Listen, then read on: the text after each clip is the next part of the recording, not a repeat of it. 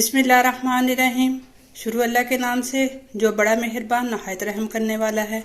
नबी पाक सल्लल्लाहु अलैहि वसल्लम पर लाखों करोड़ों दरूद और सलाम और उनकी याद पर।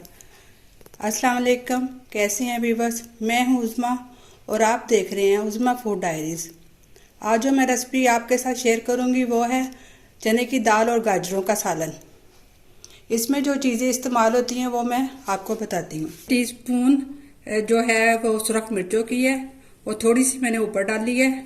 1 टीस्पून चिकन पाउडर है, हाफ टी स्पून जो है हल्दी है, 1 टीस्पून जो है जीरा का है, 1 अदद टमाटर है जो मैंने बारीक बारीक काट लिया था, एक टेबल स्पून जो है वो लहसुन अदरक का पेस्ट है, ये ना 1 पाव गाजरें हैं, 1 बड़ा हुआ कप चने की दाल का है जो मैंने 2 घंटे ना पहले भिगो के और इसको उबाल लिया था। इसका पानी आपने गिराना नहीं है। जो पानी जिसमें आपने पकाना है वो इतना मुनासिब पानी रखना है कि जिसमें दाल हल्की हल्की गल जाए। ये 1/3 कप जो है कुकिंग ऑयल का है। 1 बड़ा प्याज का मैंने आधा हिस्सा जो है वो बारीक बारीक काट लिया है। जिस सबसे पहले इसमें तेल डालना है, कुकिंग ऑयल, फिर ये जो हाफ कटा हुआ प्याज था ये इसमें जाएगा। बिस्मिल्लाहिर्रहमानिर्रहीम।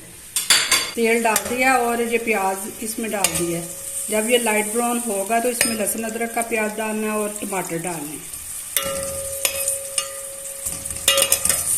अदरक का पेस्ट है जो कि मैंने 1 टीस्पून डाल के नमक इसमें कूट लिया था। इसे जो ये टमाटर था 1 अदद वो बारीक बारीक काटा था वो भी इसमें जाएगा।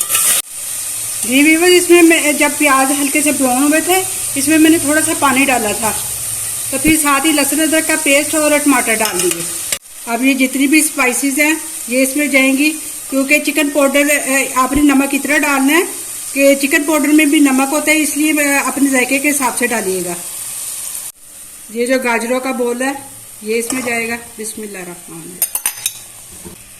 ये सारा मसाला गाजरों को लग गया। अब मैं इसको 2 मिनट के लिए ना इसको ढक्कन के साथ ढांपूंगी कि ये दम में हो जाए हल्की सी। जी ये 2 मिनट हो गए हैं गाजरों को दम में होते हुए। अब इसमें जो उबली हुई जो चने की दाल है ये इसमें जाएगी। बिस्मिल्लाह।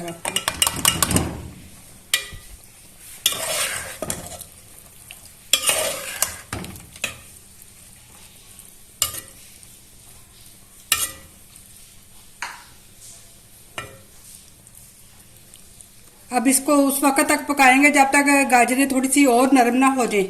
इसे बस आपने ना 3-4 मिनट तक और दम में रखना है।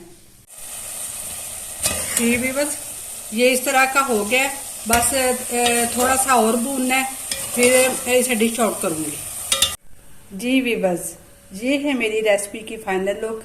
उम्मीद करती हूँ कि आज की रेसिपी आपको अच्छी लगी हो। आप मेरी वीडियो को लाइक कीजिएगा, मेरे चैनल को सब्सक्राइब कीजिएगा और कमेंट में ट्राई करके ज़रूर बताइएगा कि कैसी बनी।